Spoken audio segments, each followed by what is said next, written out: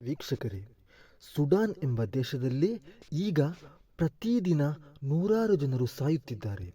ನೂರಾರು ಮಂದಿ ದಿನನಿತ್ಯ ಸಾಯುವುದು ಸಾಂಕ್ರಾಮಿಕ ರೋಗವೊಂದು ಅಲ್ಲ, ಬದಲಾಗಿ ನಿರಪರಾಧಿಗಳಾದ ಸುಡಾನ್ ದೇಶದ ಜನರನ್ನು ಗುಂಡಿಕ್ಕಿ ಕೊಲ್ಲಲಾಗುತ್ತಿದೆ. ಸಣ್ಣ ಸಣ್ಣ ಮಕ್ಕಳು, ನವಜಾತ ಶಿಶುಗಳು, ಗರ್ಭಿಣಿ ಮಹಿಳೆಯರು, ಯುವಕರು, ವೃದ್ಧರು ಹೀಗೆ ನೂರಾರು ಮಂದಿ ಪ್ರತಿದಿನ ಗುಂಡಿನ ದಾಳಿಗೆ ಬಲಿಯಾಗುತ್ತಿದ್ದಾರೆ. ಈಗ ಪ್ಯಾಲೆಸ್ತೈನ್ ಇಸ್ರೇಲ್ ಯುದ್ಧ ಸ್ವಲ್ಪ ಮಟ್ಟಿಗೆ ತಣ್ಣಗಾಗುವ ಸಮಯ. ಸುಡಾನ್ ದೇಶದಲ್ಲಿ ಯುದ್ಧದ ವಾತಾವರಣ ಸೃಷ್ಟಿಯಾಗಿದೆ. ಪ್ಯಾಲೆಸ್ತೈನ್ ದೇಶದ ಜನರನ್ನು ಕೊಂದ ಹಾಗೆ ಸುಡಾನ್ ದೇಶದ ಪ್ರಜೆಗಳನ್ನು ಗುಂಡಿಕ್ಕಿ ಕೊಲ್ಲುತ್ತಿರುವುದು ಯಾರು? ಈ ಯುದ್ಧ ಗಲಭೆ ನಡೆಯಲು ಕಾರಣ ಏನು? ಎಲ್ಲವನ್ನು ಇವತ್ತು ಈ ವಿಡಿಯೋದಲ್ಲಿ ಚರ್ಚಿಸೋಣ. Welcome back to Mangalore voice Kannada YouTube channel. ವೀಕ್ಷಕರೇ, ಸುಡಾನ್ ದೇಶದಲ್ಲಿ ಕೆಲವು ದಿನಗಳಿಂದ ಗಲಭೆಗಳು, ಯುದ್ಧಗಳು ಶುರುವಾಗಿದೆ. ನೂರಾರು ಸುಡಾನಿಯರನ್ನು ಒಂದು ಗುಂಪು ಸಾಮೂಹಿಕವಾಗಿ ಗುಂಡಿಕ್ಕಿ ಕೊಲ್ಲುತ್ತಿದ್ದಾರೆ. ಟ್ವಿಟರ್ ಮತ್ತು ಇನ್ಸ್ಟಾಗ್ರಾಮ್ನಲ್ಲಿ ಇದರ ಸಾಕಷ್ಟು ವಿಡಿಯೋಗಳನ್ನು ನೀವು ನೋಡಿದ್ದೀರಿ ಅಂತ ಭಾವಿಸುತ್ತೇನೆ. ನಾನಿಲ್ಲಿ ಯಾವುದೇ ವಿಡಿಯೋ ಪ್ಲೇ ಮಾಡಲ್ಲ, ಯಾಕೆಂದರೆ ಅಂತಹ ವಿಡಿಯೋಗಳಿಗೆ ಯೂಟ್ಯೂಬ್ ಸ್ಟ್ರೈಕ್ ಕೊಡುತ್ತೆ. ನಾನು ಇದರ ವಿಡಿಯೋವನ್ನು ನನ್ನ ಇನ್ಸ್ಟಾಗ್ರಾಮ್ನಲ್ಲಿ ನಾಳೆ ಪೋಸ್ಟ್ ಮಾಡುತ್ತೇನೆ. ವಿಡಿಯೋ ನೋಡಲು ಮನಸ್ಸಿರುವವರು ನನ್ನ ಇನ್ಸ್ಟಾಗ್ರಾಮ್ ಪೇಜ್ ತೆರೆದು ನೋಡಿರಿ. ನಾವು ಈಗ ವಿಷಯಕ್ಕೆ ಬರೋಣ. ಸುಡಾನ್ ಎಂಬುದು ಒಂದು ಮುಸ್ಲಿಂ ರಾಷ್ಟ್ರವಾಗಿದೆ. 95% ಜನರು ಇಲ್ಲಿ ಮುಸ್ಲಿಮರಾಗಿದ್ದಾರೆ ಇರುವುದು, ಅದು ಕೂಡ ಸುನ್ನಿ ಮುಸ್ಲಿಮರಾಗಿದ್ದಾರೆ. 2023 ಏಪ್ರಿಲ್ ತಿಂಗಳಿನಿಂದ ಈ ಯುದ್ಧದ ಲಕ್ಷಣಗಳು ಶುರುವಾಗತೊಡಗಿತ್ತು. 2023ರಿಂದ ಹಿಡಿದು ಈಗ 2025ರ ತನಕ ಈ ಯುದ್ಧದಲ್ಲಿ ಸತ್ತವರ ಸಂಖ್ಯೆ 40,000ದಷ್ಟು ನಿರಪರಾಧಿಗಳಾದ ನಾಗರಿಕರು ಸತ್ತಿದ್ದಾರೆ ಅಂತ ಹೇಳಲಾಗುತ್ತದೆ. ಇದು ಒಂದು ಲೆಕ್ಕ ಮಾತ್ರ. ಇದಕ್ಕಿಂತ ಜಾಸ್ತಿ ಜನರು ಮರಣ ಹೊಂದಿರುವ ಸಾಧ್ಯತೆ ಇದೆ. ಕೆಲವು ವರದಿಗಳ ಪ್ರಕಾರ 1.5 ಲಕ್ಷ ಜನರು ಮರಣ ಹೊಂದಿದ್ದಾರೆ ಅಂತ ಹೇಳಲಾಗುತ್ತಿದೆ. ವೀಕ್ಷಕರೇ, ಅತಿ ದುಃಖವಾರ್ತೆ ಏನೆಂದರೆ ಮೊನ್ನೆಯ ದಿನ ಅಂದರೆ 2025 ಅಕ್ಟೋಬರ್ ತಿಂಗಳಿನ ಕೊನೆಯ ವಾರದಲ್ಲಿ ಕೇವಲ 3 ದಿನಗಳಲ್ಲಿ 1,500ರಷ್ಟು ಜನರು ಗುಂಡೇಟಿಗೆ ಬಲಿಯಾಗಿ ಸಾಮೂಹಿಕವಾಗಿ ಮರಣ ಹೊಂದಿದ್ದಾರೆ. ಈ ಮರಣ ಹೊಂದಿದ ಜನರಲ್ಲಿ ಮಕ್ಕಳು, ಮಹಿಳೆಯರು, ಗರ್ಭಿಣಿಯರು ಎಲ್ಲರೂ ಒಳಪಟ್ಟಿದ್ದಾರೆ. ಜನರನ್ನು ಕೊಲ್ಲುತ್ತಿರುವ ಭಯೋತ್ಪಾದಕರ ಸಂಘ ಇದು ಮಕ್ಕಳ ಅಥವಾ ಮಹಿಳೆಯರ ಅಂತ ನೋಡದೆ ಕಂಡವರನ್ನೆಲ್ಲ ಕೊಲ್ಲುತ್ತಿದ್ದಾರೆ. ಈ ಯುದ್ಧದ ಕಾರಣದಿಂದ ಅಲ್ಲಿಂದ 12 ದಶಲಕ್ಷ ಜನರು ಊರು ಬಿಟ್ಟು ಹೋಗಬೇಕಾಯಿತು. 4.1 ಮಿಲಿಯನ್ನಷ್ಟು ಜನರು ಊರು ಬಿಟ್ಟು ಬೇರೆ ರಾಜ್ಯಗಳಿಗೆ ಪ್ರಾಣ ಭಯದಿಂದ ಪಲಾಯನ ಮಾಡಬೇಕಾದ ಅವಸ್ಥೆ ಉಂಟಾಯಿತು. ಅದೂ ಅಲ್ಲದೆ ಈಗ ಅಂದರೆ ನಾನು ವಿಡಿಯೋ ಮಾಡುವ ಈ ಸಮಯದಲ್ಲಿ ಕೂಡ ಅಲ್ಲಿ 3 ಲಕ್ಷಕ್ಕಿಂತಲೂ ಅಧಿಕ ಜನರು ತಿನ್ನಲು ಆಹಾರವಿಲ್ಲದೆ ಹಸಿವೆಯಿಂದ ಬಳಲುತ್ತಿದ್ದಾರೆ. ಈ ವಿಡಿಯೋ ನೋಡುವ ಪ್ರತಿಯೊಬ್ಬರು ಅರ್ಥ ಮಾಡಿ ಒಮ್ಮೆ, ಇವತ್ತು ನಾವು ಮಧ್ಯಾಹ್ನ ಚೆನ್ನಾಗಿ ಹೊಟ್ಟೆ ತುಂಬ ಊಟ ಮಾಡುತ್ತೇವೆ, ಆದರೆ ಸುಡಾನಿನಲ್ಲಿ ಇವತ್ತು ಮಧ್ಯಾಹ್ನ 3 ಲಕ್ಷಕ್ಕಿಂತ ಅಧಿಕ ಜನರು ಊಟ ಸಿಗದೆ, ಆಹಾರ ಇಲ್ಲದೆ ಹಸಿವೆಯಿಂದ ಪರದಾಡುತ್ತಿದ್ದರು ಎಂಬುದಾಗಿದೆ ವಾಸ್ತವ. ಸುಡಾನ್ ದೇಶದಲ್ಲಿ 45% ಜನರಿಗೆ ಸರಿಯಾದ ಆಹಾರ ಸಿಗುತ್ತಿಲ್ಲ. ಅದೂ ಅಲ್ಲದೆ 80% ಹಾಸ್ಪಿಟಲ್ಗಳು ಪ್ರಯೋಜನವಿಲ್ಲದಂತಾಗಿ ಪಾಳು ಬಿದ್ದ ಅವಸ್ಥೆಯಲ್ಲಿದೆ. ಸುಡಾನ್ ದೇಶದೊಳಗೆ ಇಂತಹ ಪರಿಸ್ಥಿತಿ ಇದ್ದರೂ ಯಾಕೆ ಜಗತ್ತಿನಾದ್ಯಂತ ಈ ವಿಷಯ ತಿಳಿದಿಲ್ಲ ಎಂದರೆ, ಕಾರಣ ಸುಡಾನ್ ದೇಶದೊಳಗೆ ಯಾವುದೇ ಮಾಧ್ಯಮಗಳಿಗೆ ಪ್ರವೇಶವಿಲ್ಲ. ಮಾಧ್ಯಮದವರು ಪ್ರವೇಶಿಸುವುದನ್ನು ನಿರಾಕರಿಸಲಾಗಿದೆ. ಹಾಗಾಗಿ ಈಗಿನ ಪರಿಸ್ಥಿತಿ ಹೊರ ಜಗತ್ತು ತಿಳಿಯುತ್ತಿಲ್ಲ.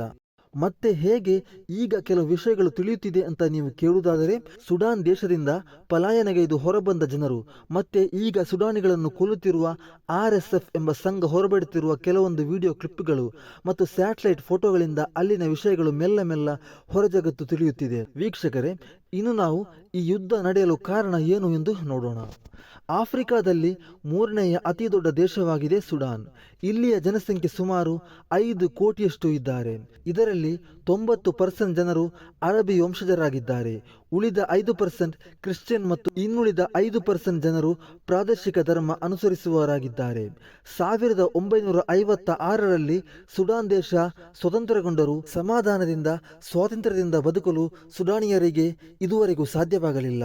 ಇದಕ್ಕೆ ಕಾರಣ ಏನೆಂದರೆ ಸುಡಾನ್ ದೇಶದಲ್ಲಿ ಸಿಗುವ ಗೋಲ್ಡ್, ಚಿನ್ನ ಎಂದೇ ಹೇಳಬಹುದು. ಸುಡಾನ್ ದೇಶದಲ್ಲಿ ಸಾಕಷ್ಟು ಚಿನ್ನದ ಗಣಿಗಳಿವೆ. ಈಗ ಯುದ್ಧ ನಡೆಯಲು ಮತ್ತು ಸಾವಿರಾರು ಜನರು ಸಾಯಲು ಕಾರಣ ಕೂಡ ಇದೇ ಚಿನ್ನದ ಗಣಿಯಾಗಿದೆ. ಅಂದರೆ ಹೊರಗಿನ ದೈತ್ಯ ಶಕ್ತಿಗಳು ಈ ಸಾಮೂಹಿಕ ಹತ್ಯಾಕಾಂಡಕ್ಕೆ ಸಪೋರ್ಟ್ ಮಾಡುತ್ತಿದೆ. ಅದು ಅಲ್ಲದೆ ಈಗ ನೇರವಾಗಿ ಯುಎಇ ದುಬೈ ರಾಷ್ಟ್ರದ ಮೇಲೆ ನೇರ ಆರೋಪ ಕೂಡ ಮಾಡಲಾಗುತ್ತದೆ. ಈಗಿನ ಯುದ್ಧಕ್ಕೆ ಯುಎಇ ಬೆಂಬಲ ಕೊಟ್ಟು ಅಮಾಯಕ ಜನರನ್ನು ಕೊಲ್ಲುತ್ತಾರೆ ಎಂಬ ಆರೋಪ ಕೂಡ ಕೇಳಿಬರುತ್ತಿದೆ. ಸುಡಾನ್ ದೇಶದಲ್ಲಿ 2 ರಾಜಕೀಯ ಗುಂಪುಗಳಿವೆ. ಒಂದು ಗುಂಪಿನ ಹೆಸರು ಸುಡಾನಿಸ್ ಆರ್ಮಡ್ ಫೋರ್ಸಸ್, ಇದನ್ನು SAF ಎಂದು ಕರೆಯುತ್ತಾರೆ. ಇದು ಸುಡಾನ್ ದೇಶದ ಸರ್ಕಾರಿ ಆರ್ಮಿ ಗುಂಪಾಗಿದೆ. ಇದರ ನಾಯಕ ಜನರಲ್ ಅಬ್ದುಲ್ ಫತ್ತಾಹ್ ಅಲ್ ಬುರ್ಹಾನ್. ಇನ್ನೊಂದು ಗುಂಪಿನ ಹೆಸರು ರ್ಯಾಪಿಡ್ ಸಪೋರ್ಟ್ ಫೋರ್ಸಸ್, ಇದನ್ನು RSF ಎಂದು ಕರೆಯಲಾಗುತ್ತೆ. ಇದರ ನಾಯಕ ಮೊಹಮ್ಮದ್ ಹಮ್ದಾನ್ ದಗಲೋ.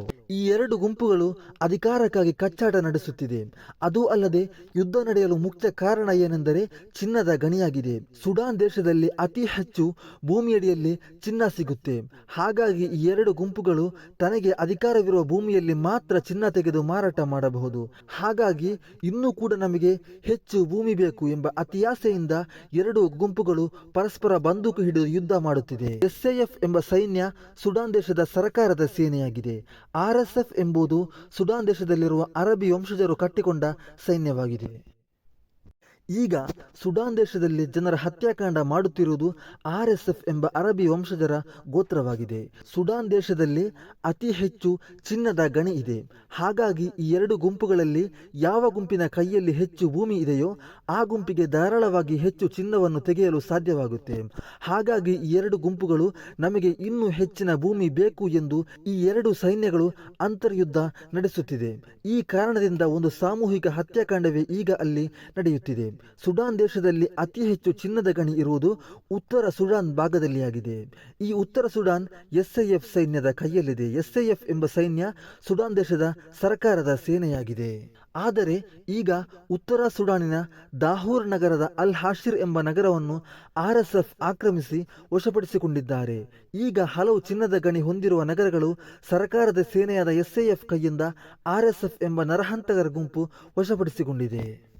ಅದು ಅಲ್ಲದೆ RSF ವಶಪಡಿಸಿಕೊಂಡ ಸ್ಥಳಗಳಲ್ಲಿ RSF ಸೈನ್ಯವೇ ಸ್ವತಂತ್ರವಾಗಿ ಆಡಳಿತ ನಡೆಸುತ್ತಿದೆ. ಅಲ್ಲಿ ಸರ್ಕಾರದ ಸೇನೆಯಾದ SAFಗೆ ಯಾವುದೇ ಅಧಿಕಾರ ಇಲ್ಲದಂತಹ ರೀತಿಯಾಗಿದೆ. ಈಗ ನೀವು ಟ್ವಿಟರ್, ಇನ್ಸ್ಟಾಗ್ರಾಮ್ನಲ್ಲಿ ಜನರನ್ನು ಕೊಲ್ಲುತ್ತಿರುವ ವಿಡಿಯೋ ನೋಡಿದ್ದೀರಲ್ವಾ? ಅದು RSF ಎಂಬ ನರಹಂತಕರ ಸೈನ್ಯವಾಗಿದೆ ಜನರನ್ನು ಕೊಲ್ಲುತ್ತಿರುವುದು. ಈ RSF ಸೈನ್ಯ ಈಗ ವಶಪಡಿಸಿಕೊಂಡ ಸ್ಥಳಗಳಲ್ಲಿ ಅರಬಿ ಅಲ್ಲದ ಜನರನ್ನು ಹಿಡಿದು ಚಿತ್ರಹಿಂಸೆ ಕೊಟ್ಟು ಕೊಲ್ಲುತ್ತಿದ್ದಾರೆ. ಯಾವ ರೀತಿ ಚಿತ್ರಹಿಂಸೆ ಕೊಡುತ್ತಾರೆ ಎಂದರೆ ನೆಲದಲ್ಲಿ ಅಡ್ಡವಾಗಿ ಮಲಗಿಸಿ ನಂತರ ಅವರ ಮೇಲೆ ಜೀಪ್, ಲಾರಿ, ಟ್ರಕ್ಗಳಂತಹ ಗಾಡಿಗಳನ್ನು ಹತ್ತಿಸಿ ಕೊಲ್ಲುವುದು, ಸಾಮೂಹಿಕವಾಗಿ ಶೂಟ್ ಮಾಡುವುದು, ಮತ್ತೆ ಕೆಲವರನ್ನು ಹೊಡೆದು ಬಡಿದು ಕೈಯನ್ನು ಹಿಂದಕ್ಕೆ ಎಳೆದು ಕಟ್ಟಿ ಮರಕ್ಕೆ ನೇತಾಡಿಸಿ ಆಹಾರ ಕೊಡದೆ ಸಾಯಿಸುವುದು. ವೀಕ್ಷಕರೇ, ನನಗೆ ಈ RSF ಮಾಡುತ್ತಿರುವ ಅನ್ಯಾಯವನ್ನು ಹೇಳಲು ಸಾಧ್ಯವಾಗುತ್ತಿಲ್ಲ. ಆ ರೀತಿಯಲ್ಲಿ ದೌರ್ಜನ್ಯವೆಸಗುತ್ತಿದ್ದಾರೆ. UAE, ಚಾಡ್, ಲಿಬಿಯಾ ಈ ರಾಷ್ಟ್ರಗಳು ನರಹಂತಕರ RSFಗೆ ಬೆಂಬಲ ಕೊಡುತ್ತಾರೆ ಎಂಬ ಆರೋಪಗಳು ಕೇಳಿಬರುತ್ತಿದೆ. ಇದಕ್ಕೆ ಕಾರಣ ಏನೆಂದರೆ RSF ಸಂಘ ಅತಿ ಹೆಚ್ಚಿನ ಸಂಖ್ಯೆಯಲ್ಲಿ ಚಿನ್ನವನ್ನು UAEಗೆ, ದುಬೈಗೆ ಮಾರಾಟ ಮಾಡುತ್ತಿದೆ. ಚಿನ್ನದ ಗಣಿಯ ಇಲ್ಲದ ದುಬೈ ಪ್ರಪಂಚದಲ್ಲಿ ಚಿನ್ನ ಮಾರಾಟ ಮತ್ತು ತಯಾರಿ ಮಾಡುವುದರಲ್ಲಿ ಅಗ್ರಸ್ಥಾನದಲ್ಲಿದೆ.